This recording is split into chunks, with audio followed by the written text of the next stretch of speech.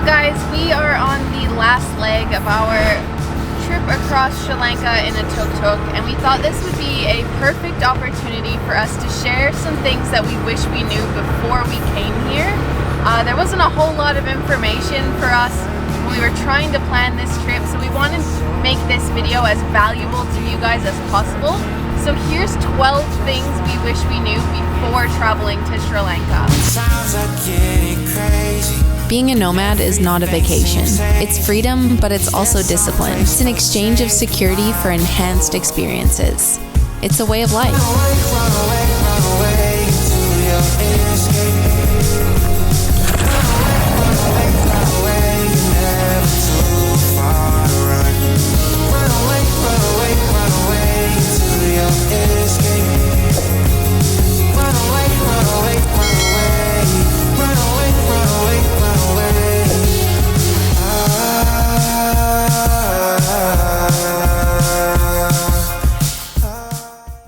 Before we get into the episode, we need to say thank you to Level 8 for sponsoring this video and making this free content possible. If you want to live the nomadic lifestyle, you'll need luggage that can keep up with you on your journey. That's why we choose Level 8 luggage. We've been using Level 8 luggage for over a year now because, like us, they're all about traveling light and efficiently. We use these 24-inch check-in suitcases because although they're big enough to fit everything we need, they're not too big to drag around big cities on adventures or on public transport such as buses and trains. Even though our suitcases have flown all over the world with us, they're still in amazing condition, and that's because their luggage is made from high-quality materials that are built to last. We love how lightweight they are, making them super easy to carry around. They're also made from waterproof material in case you get caught in a rainstorm, which actually seems to happen a lot to us. They also have 360-degree spinning wheels, which makes it super easy to get through a busy airport, as well as a lock feature for added security and peace of mind. They also offer a lifetime warranty on all of their products. If you're interested in leveling up your luggage game, try Level 8. Click the link down in the description below. Alright, now let's get into the episode. Okay, the first thing I wish I knew before we got to Sri Lanka is that ATMs are extremely unreliable. Literally, the first day we got here, we had to go to an ATM to get cash out because we had to pay for our tour that we did on the first day. We drove around for about 45 minutes going to different ATMs and none of them worked, and I thought it was a problem with our credit card. We rang our credit card company and they said no problem. We tried other cards, they also said no, there's no problem here. It should be working. I asked the concierge at the hotel we were staying at. He said, I don't know, ATM should be working. I then got a tuk-tuk driver to drive me around again, and he helped me find an ATM that accepted international cards, which I thought was the only problem, but it seems like ATMs are just unreliable as far as whether or not they're going to give you a certain amount of money. A lot of the time I'll go to the ATM and it'll say insufficient funds when I know there's not insufficient funds in there. And then sometimes it'll just say not accepted, and we thought we had found an ATM that worked for us called Commercial Bank, but then we tried another one and that didn't work. So my biggest tip would be when you arrive in Sri Lanka, make sure you have quite a bit of cash on you and just exchange it so you're not going to the ATM straight away. And then if you do find an ATM that works, try and get as much out as you can. Unfortunately, I tried that and it didn't really work either. This ATM here right now, I've used it 2 days in a row and it's telling me I have insufficient funds even though I have the money in there.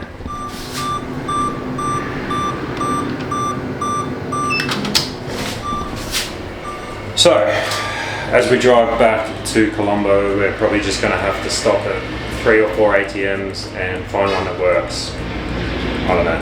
Yeah, so that's just a regular problem here in Sri Lanka.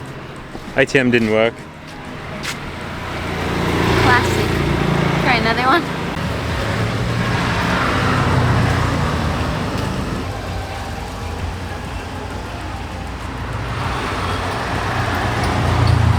Well, this sucks because we've got half a tank of gas and we've got to get to Colombo, and most of the petrol stations only take cash. That was one of the ones that we were sure worked every time. NDB, that's HNB. Okay. So we gotta find an NDB one. NDB. Yeah.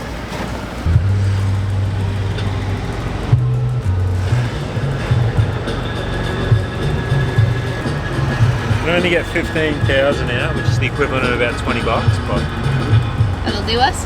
that'll do us for petrol, dinner, and then we'll just do this again tomorrow.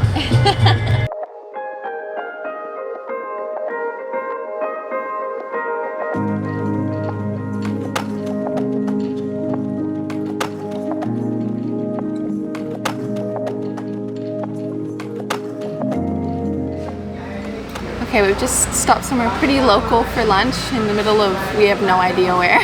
One thing to know about the food in Sri Lanka is even if you ask for no spice, it's always gonna have a little bit of spice to it. Otherwise it has no flavor. Usually I ask for no spicy and they seem a little bit disappointed because I think that's just part of the food and they get a little bit worried that I'm not gonna be able to eat it. But just something to keep in mind, if you're someone who doesn't like any spicy, you might not like the local food because it always just is a little tiny bit at least. This is our favorite Sri Lankan meal that we've had, is chicken kotu. Highly recommend trying it, it's delicious. It's sort of like a pad thai, I guess that would be something I could compare it to. It's very, very good.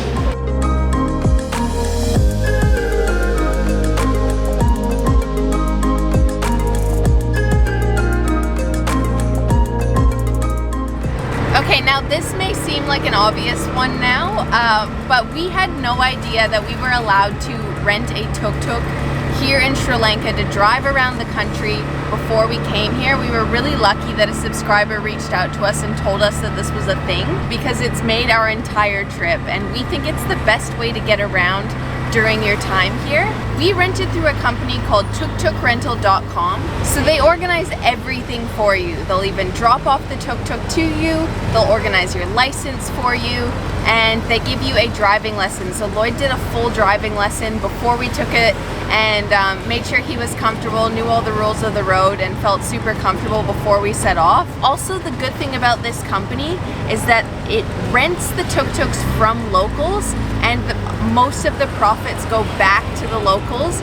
So they make more money than just driving as a taxi driver, and they get to have another job on the side if they want to, so they can make more income.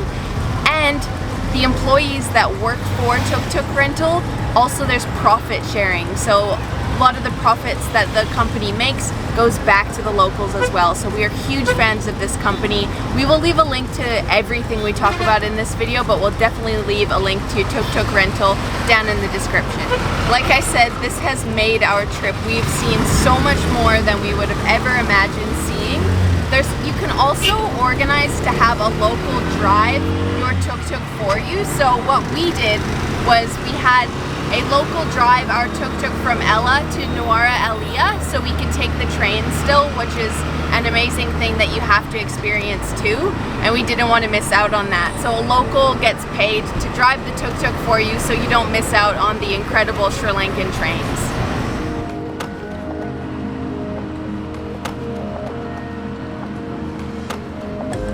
How you going, honey? We're getting close, hey? It's getting pretty busy. It's pretty different than where we've been. Yeah, so it's pretty hectic, but I'm glad I'm doing this now after driving the tuk-tuk for 3 weeks already. At the start of the trip, I don't know if I could have done it. No. Wow, we're back where our journey began. This is insane. This has been the wildest month of our lives. We're almost at the hotel, thank goodness. Lloyd's done an incredible job driving today.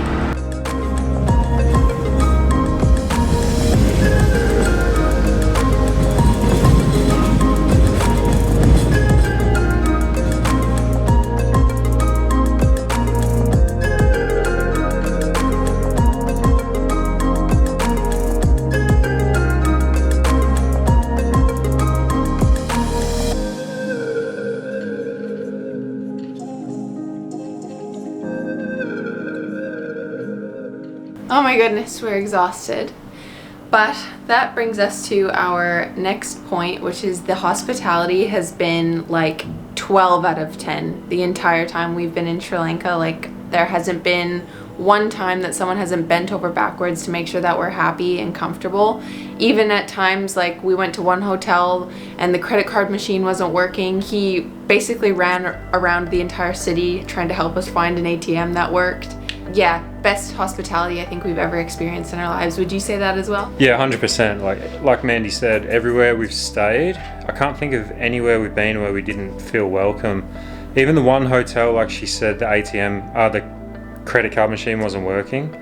There was a very noisy group in the room next to us, and like the owner or manager just sort of bent over backwards to make sure that we were comfortable. Like he moved our room and everything. So even just getting here now after driving for so long, like they gave us a drink and made us feel welcome, told us like everything about the hotel, which I guess they should, but just in general, the local people seem to be really welcoming.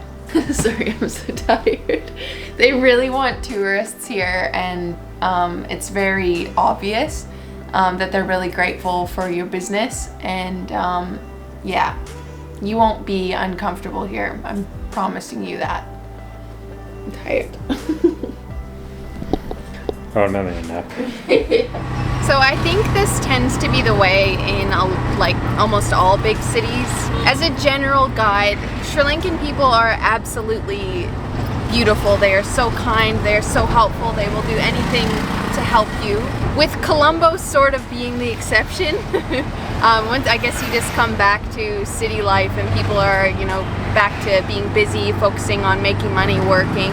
It's the same anywhere in the world. So with Colombo being the exception, it's really the only place that we had someone try to like rip us off throughout our entire time that we've been here. Other than that, we've only had people be kind and helpful and want to give us the best experience in Sri Lanka. So I just wanted to mention that as well.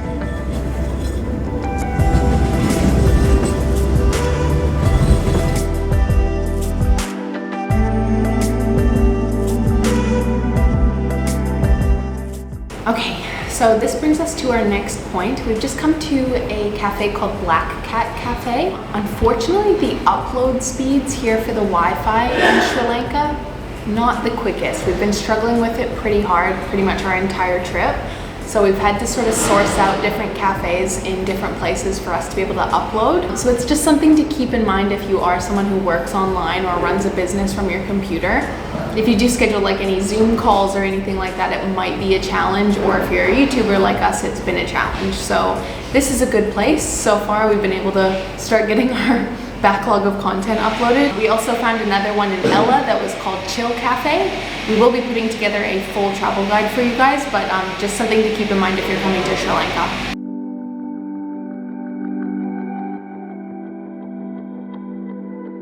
Alright, we got our work done. We're just headed back to the hotel. I'm going to stop off at the grocery store here. There's pretty much one main grocery store. It's called Cargill's Food City. This one's the biggest one we've seen since we've been in Sri Lanka. Honestly, they're not great. Like, you can't get a lot of stuff you would get back home and in more developed countries like Thailand and Vietnam. We really struggled. Couldn't find any like meat and produce really, so it's quite limited. That's one thing I wish we maybe knew before we came, is that like getting necessities, particularly like toiletries and stuff, I would be bringing your own if I was coming to Sri Lanka, because you're not going to find what you find back home. There's no like Sephora, is that where you usually get stuff? There's none of that here really. So yeah, grocery stores, very limited, but you can get by. You're definitely better off buying like your veggies and fruits and stuff from like when you're out of the city, from fruit stands and staying at homestays, places that have like that grow their own produce. It's very fresh and it's very nice. I just don't know if they get the best quality stuff in this type of place. Most people seem to grow their own things and be a bit more self-sustainable, so I think that's kind of why it's not good. But we'll see how this one is. Maybe it's a bit better because it looks a bit bigger and more established than the other ones we've been to. This one looks like it might be okay. It's more in the little towns. There's not really any options at all. Yeah, just not the selection that we're used to.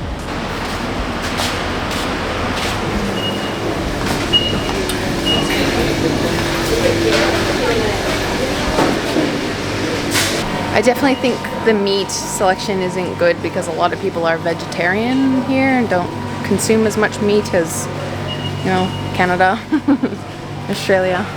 I think that's definitely plays a big part of it. What are we here for? Water. Yeah. What else? There's water here. We definitely have that here. I finally got chamomile tea. Been searching through all of the food cities that we'd gone to, and they've all been sold out of it, so that makes me happy. Finally got it done. You love your chamomile tea. I love it. I drink probably about 10 a day.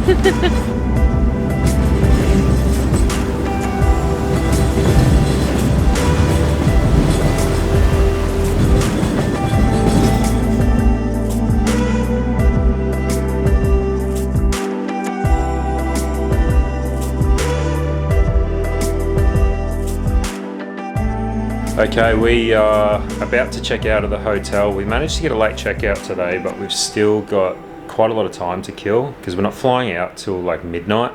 So we're going to take the tuk-tuk for a drive down the beach and just check that out because we didn't really get to check it out when we came to Colombo when we flew in.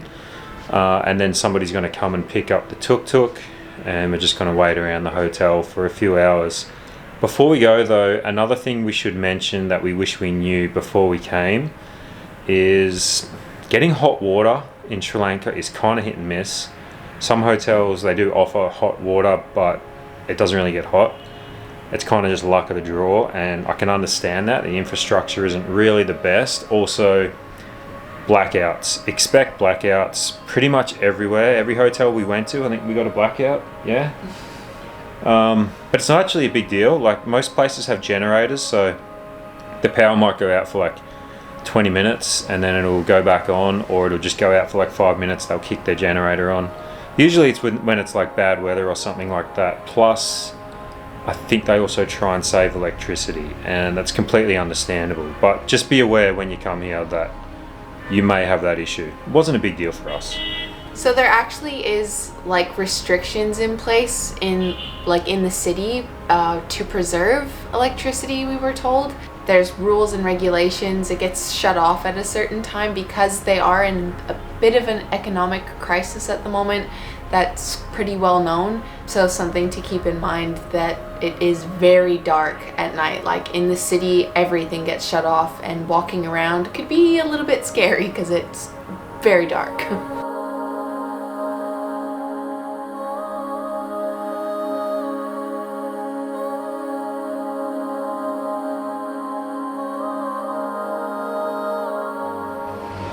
So we just came down to Goldface Park, which is, I don't know, it feels like kind of like the main park on the beach here, and we drove past it like 4 or 5 times actually when we were on our tuk-tuk tour, and it was just not good weather.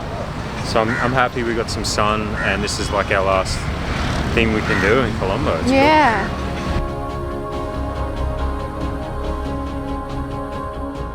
On the fence about if I want to fly the drone or not.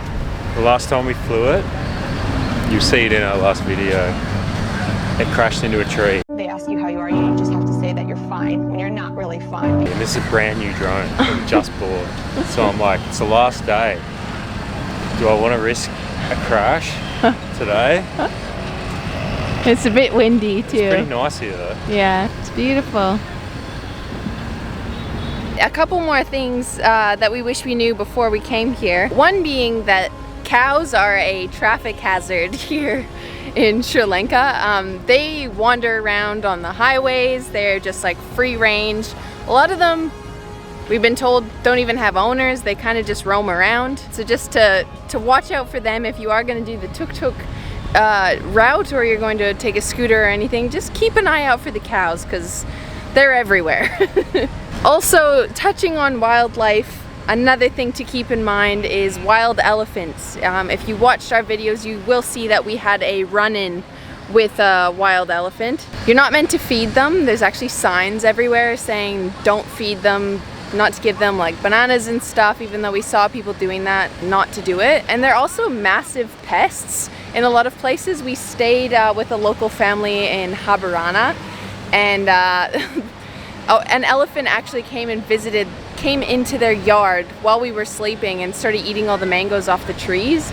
So they're actually a pretty big pest, and they're really, really aggressive and super fast. So if you see them, keep your distance. Again, if you do the tuk-tuk journey, they can damage your tuk-tuk and and you, so be super careful about that. But we had no idea that they were so aggressive before we came here. As a side note, this isn't like one of the things I wish we knew, but Sri Lankans seem to really love Australians. Every time I say I'm Australian, they seem to be happy, and they've told us multiple times that lots of Australians come here and they're really happy for all the Australians to come here, so that's just a side note. We couldn't care less about Canadians. It's because we don't have a cricket team.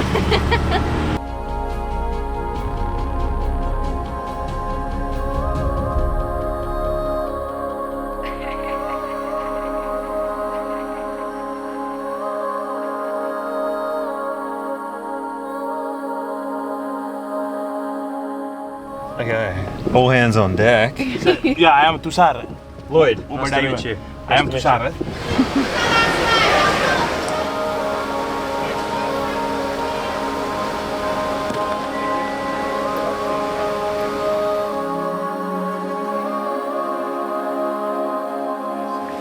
We had two more things we wanted to talk about for this video.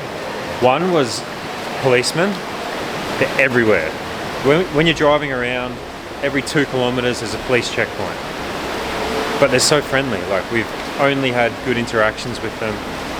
We got pulled over one time without a license on our scooter. So nice, didn't try and get money off us. They're always smiling, great interactions. So we wanted to let you guys know that the police here are really friendly. Now that might just be because we're tourists, as far as I can tell. I've said this to locals and they kind of look to me like, yeah, they're not really friendly to us. Yeah. And then the other thing was that there's Uber here. I did not expect there to be Uber in Sri Lanka. There's no Uber in other Asian countries. And there was Uber here. Our Uber driver was actually a policeman, and we just spoke to him the whole way about his son being a javelin thrower going to the Olympics, and he was really cool, and it was like, wow, we just met a policeman and an Uber driver at the same time. But he gave us his WhatsApp number and his son's name and everything, so we're going to watch out for him because apparently he's going to the Paris Olympics in 2024. So cool. Pretty cool. Yeah. So that's the last two things. Policemen are really friendly. There's a lot of them. Don't be alarmed. They're very nice. They're helpful. And there is Uber here if you need it.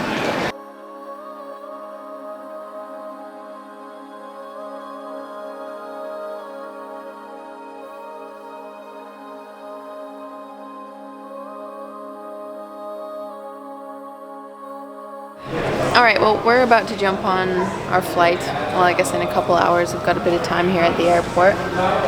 Last thing I wanted to mention was just about the travel warnings. So like when we were coming here, we were a little bit weary because of what mainstream media had said about travel warnings for countries like Canada and Australia. Don't listen to that, because I've felt safer here than I did in a lot of like big cities in Canada or in the United States. Yeah, just something to keep in mind. If you want to travel here, or even if you haven't thought about it, consider it, because we've enjoyed this trip so much. And the Sri Lankan economy could really use it. They used to get a lot more tourists than what they get now, and it would really help them out as well as you having a good time here. It'd help the local people out. So. Yeah, and the general consensus is that they want more tourists, so they're very happy yes. with every tourist. Yeah, absolutely. As always, thank you so much for watching. We'll see you guys in the next video. Bye. I'm just talking to the camera, okay? Yeah, in case you're wondering. What's going on behind me?